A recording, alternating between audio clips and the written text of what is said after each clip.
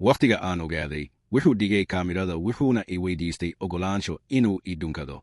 Susan Hayes iyo Drake waxay isku barteen ciyaar online ah. Markii ugu dambaysay ee ay si toosa isu arkeen waxay ahayd sida sheeko jacayl oo dhab ah oo nolosha ka dhacda. Markii sanadka 2023 yimid, waxaan diyaar u ahaa isbeddel. Waxaan ku jiray hanuunka Covid-19 anigoo ku xirnaa Victoria, Canada.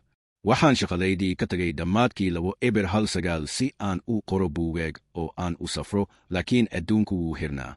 Intii lagu jiray sannadihii kalinimada iyo cidlo ahaanta, waxaan naftayda ku mashquuliyey ciyaar online ah oo fudud, ciyaar taleefan oo ku saabsan sida loo badbaado xilli uu dhacay weerar zombies ah.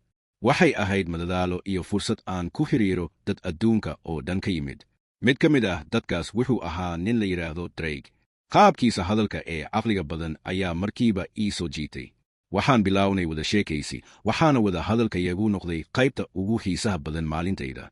Waxaan u malaynayay inaan isku xirnay, laakiin waxaan ilaalinay xiriir saaxiibtinimo oo fudud. Waxaan nahay dad internetka ku kulmay oo ku kala nool wakhtiyo kala duwan, sidaas darteed fursad ma jirin inaan is aragno. Markii dambe, waxaan ogaaday in Drake uu ku nool yahay Australia, taasoo iga dhigtay inaan rumaysto inay suuragal tahay inaan kulanno. Waxaan horey u qorsheeyey inaan ka qayb galo saxiixa buugaag jacayl ah oo ka dhacaya Melbourne, Australia, bishii Abriil.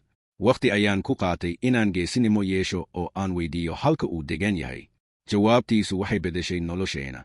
Drake wuxuu ku nool yahay Melbourne. Su'aashaydii ku saabsan inaan qaxwo wada cabno waxay isbeddeshay qorshe maalintii oo dhan magaalada lagu sahaminayo. Markii aan kulannay markii ugu horraysay, weli waxaan la daalaa dhacayay saamaynta duulimaadka dheer. Waxaan booqannay bartamaha magaalada annagoo diiradda saaraya qaxwaha, shukulaatada iyo dukaamada buugaagta. Waxaan maalintii ku soo gabagabaynay safar tareen ah oo aan ku tagnay dukaan cajiib ah oo iibinayay seefaha, hubka iyo alaabooyin geeg ah. Waxaan ku raaxaysanay maalin cajiib ah, laakiin weli ma hubin haddii ay ahayd taariikh jacayl. Kadib in ka badan 10 sano oo aan kaligay ahaa iyo 2 sano oo hanuunka Covid ah, dareenkaygu wuu duugooway oo ma shaqaynayn sidii hore. Aniga ahaan, Drake wuxuu ahaa geesi jacayl oo dhab ah. Wuxuu lahaa dhammaan astaamaha, dhaadheer, qurux badan iyo qof soo jiidasho leh oo leh dareen qosol iyo dhinac geeg ah oo iga mid ah. Ma dareemayay sidaas oo kale? Waxaan rajaynayay. Sawirka Drake ee Melbourne Gasworks habeenkii ay isdunkadeen markii ugu horraysay, maalintii waxaan ku soo gabagabaynay hudheelkayga. Kadib casho raaxo leh, midkeenna ma doonayn inuu macsalaameeyo.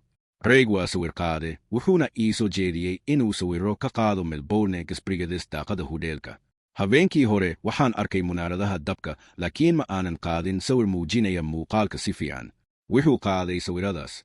Markaas ayuu dhigay kaamirada wuxuuna i weydiistay ogolaansho inuu i dhunkado. Waxay ahayd muuqaal ka soo baxay buug jacayl, laakiin markan aniga ayaa la iigu dhacay. Waxaan irihaa. Markii aan isdhunkannay, waxaan ogaaday in Drake yahay qof aan jeclahay inaan noloshayda ku hayo. Susan Hayes oo xiran dhar buluug nawi ah iyo Drake oo xiran jacket nawi bro-ade ah xafladooda guurka 2025 kadib, waxaan wakhti badan wada qaadanaynay sida ugu macquulsan. Drake xitaa wuxuu ii noqday kaaliyahayga xilliga saxiixa buugga. Wuxuu ahaa qof naxariis badan oo taageero leh, inkastoo ay jireen dad badan oo buugga soo iibsanayay. Maalintii ka horraysay inaan ka tago, waxaan ka wada hadalnay mustaqbalka. Wadahadal gaaban, maxaa yeelay labadeennaba waan ogayn waxa aan doonayno. Waxaan ku jecelnahay oo go'aansanay inaanan fursadan farxadda lumin. Bilo kadib, Drake ayaa iigu yimid Canada. Xiriirkeennu wuu sii hoogaystay iyadoo la adeegsanayo wicitaano muuqaal maalinle ah iyo habeenno taariikh ah oo diyaaro wadajir ah lagu qaato. Waxaan tusay adduunkayga sida uu isaguna ii tusay.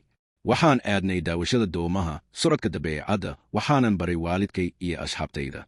Markii uu ku laabtay Australia, waxaan sii adkeynay xiriirkeenna. Sanadka 2024, mar kale waxaan booqday Australia. Intii safarka, waxaan weydiistay Drake inuu i guursado. Markan, isaga ayaa yidhi haa. Farxadeena ma aysan imaan si degdeg ah. Waxay qaadatay kumanaan saacadood oo wada sheekaysi online ah, wicitaano muuqaal, caqabado shakhsiyeed iyo kalinimo xiriir fog. Laakiin waan helnay jid. Bishii Maarso 2025, waxaan dhahay waan ogolahay jacaylka noloshayda. Waxaan u guuray Melbourne, anigoo ka mid ah qaxootiga cusub ee dalka quruxda badan. Waxaan dhisaynaa nolosheena maalinba maalinta ka dambaysa, iyadoo qosol, mararka qaar geekines iyo rumaysad qalbi furan in sheekadeena jacayl ay hadda bilaabantay. Susan Hayes waa qoraa leh in ka badan 7 buug.